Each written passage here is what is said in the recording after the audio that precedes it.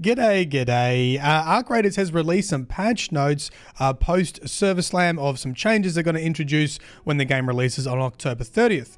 And one of the big things they looked at was the enemy AI. Let's jump into it. A massive thank you, Server Slam, and what's next? To all the brave Raiders who joined us for the Arc Raiders Server Slam this past weekend, from the entire team, thank you. Your participation was absolutely vital.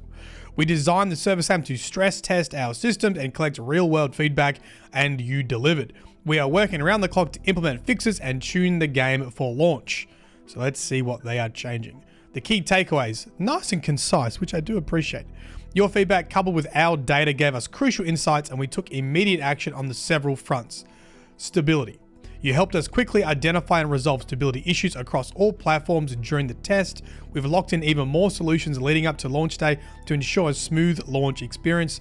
Obviously, really important to have good stability when it comes to extraction shooters, because the last thing you want is actually just losing all your gear because your game crashes. I had 0 crashes on PC, but I had people in my community that were like, I just lost all my gear because my game crashed, and that super sucks. And if you don't solve those things, you will push people away from the game and they'll get refunds pretty quickly. So that's great. I also don't think there is like a rejoining system. I wonder if they're going to look at a rejoining system. Other games, if you happen to leave, your body and your player still stays there, so you can't just like turn your PC off if you get in a gunfight and you're about to lose and leave the encounter. So your player still stays there, so you can still die, but you have a rejoining ability, so you can get back in if your game crashes and you can continue. I'm not too sure if that has been implemented or not, because my game hasn't crashed. We'll see what other solutions they have. All right, this is the big one, flying arcs. It turns out their awareness was a bit too high. I mentioned this in my video. I thought it was a little bit too much, allowing them to essentially see through trees and bushes. Now, I actually didn't mention this in my video, and in hindsight, I was like, yeah, that did happen a lot and was super annoying. I often found when I was in those open areas with there's lots of trees and bushes, I thought I was safe and hiding in a bush, hiding behind a tree, and they just kind of see straight through it and still attack you. So that, I think, is a really good change. And I'm glad they didn't really touch much else. I think this is going to keep the flying arcs still pretty dangerous, still make the game pretty difficult. But yeah, I think it's fair that if you're hiding behind a tree and bush, that they don't see through that, especially in those open areas. Like that is your cover, right? This made their vision unintentionally overpowered, but we're adjusting that. But we've adjusted what they can see now, so expect a fairer fight on launch. Fantastic. The Dam Tower. We watched many of you bravely and perhaps a little too easily access the Dam Control Tower on Dam Battlegrounds. It was fun to watch, but it's a bit too accessible for the key loot location. That's been fixed to keep the challenge sharp. If you didn't see what was happening here, and I actually didn't see this until after the Server Slam finished, at the top of the control tower, that big tower, there is a locked door that you need a key to get into. So you have to find the key. Once you get the key, you can get into it. However, you could, I wouldn't call it a glitch, but you could get onto the roof and basically use some movement tech by falling off the roof and like grabbing onto a ledge and essentially enter that room without using a key. This gave people like, an easy way to get into that area without risking anything and just basically get, blue weapons, because there were weapon crates in there and like other high tier loot. So they're going to get rid of that, which is good. I mean, this happens in all extraction shooters. This has happened ever since day one in Tarkov. There'll be locked rooms, locked areas, and people use some movement tech to get into it. Arc Raiders does have other issues to deal with, like zip lines and other utility that people could kind of abuse to get to areas. So I think it's a good thing. I'm glad that they're not just going to allow people to get into high tier loot area without having a key or something.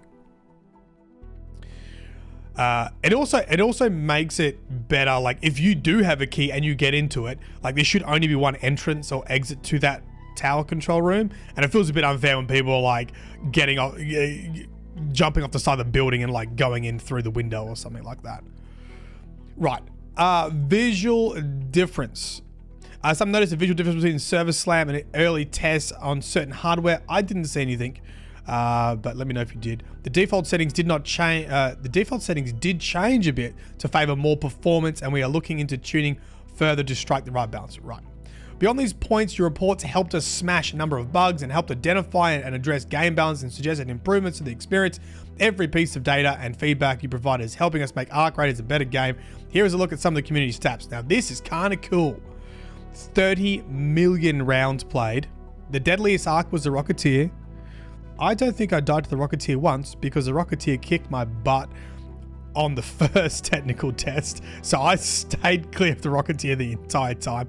But if it was your first time playing, you very likely got killed by it. 2.3 million players knocked down by the Rocketeer. 96,000 recorders found. I actually did find a recorder, but I didn't play it. And I really should have. That would have added some immersion because we've got 2,669 raiders knocked down while playing the recorder. That might be a fun thing to do to make friends. Most crafted weapon was a Pharaoh. That's that bolt action heavy rifle.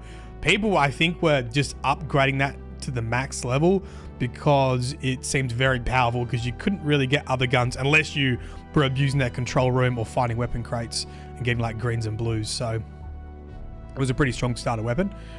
77 queens eliminated. So this is the giant queen spider boss. Pretty crazy. Out of 30 million rounds, the queen was only destroyed 77 times. I didn't try to do it again because I had tried previously. And also, there wasn't as much incentive to kill the queen this time around because like I did the puzzle a couple times and the blueprints you got from it, you couldn't even craft because you couldn't get your weapons bench. So there wasn't a super like reason to do the queen and the harvester. And I think a lot of people probably experimented with it on the technical test anyway. 100,000 players knocked down by the queen. I was in that category. Total Arc destroyed 58 million. Players knocked down by lightning 26,000. I actually didn't get knocked down by lightning. I didn't really play that event very much though. And 800,000 rubber ducks collected. I think I found a rubber duck. And that's it. We're spending these final days putting the finishing touches on the game, prepare for our full launch on October 30th. I'm excited. I've got some more videos planned for Arc Raiders. I've got a couple runs I want to post, probably some more YouTube shorts and a couple more discussion topics. I'll see you next time. Like and comment, be great. Bye-bye.